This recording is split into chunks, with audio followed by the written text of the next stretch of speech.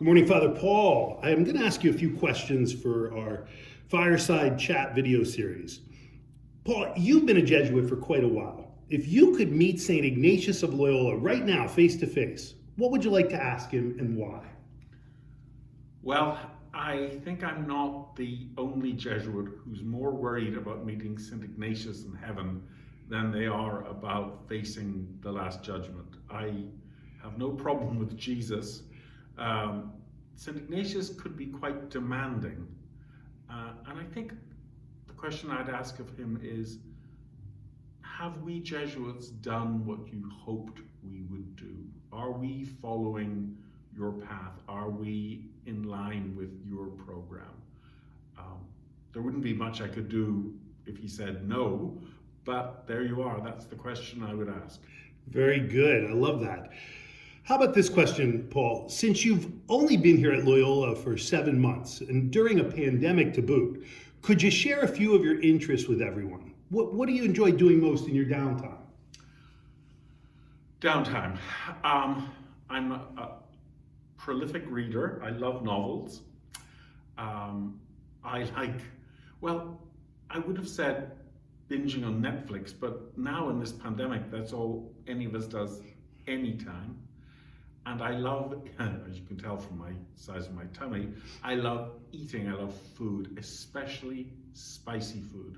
You cannot give me, or you would struggle to give me a curry that would be hot enough to please me.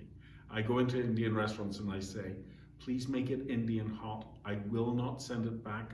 I will not complain. And still it doesn't please me. It's not spicy enough for me. So for a third question, Paul, you've served in a number of places and roles throughout your years as a Jesuit. Leaving Morristown aside for now, what place and role did you find most enjoyable and why? You say I have a number of positions and roles.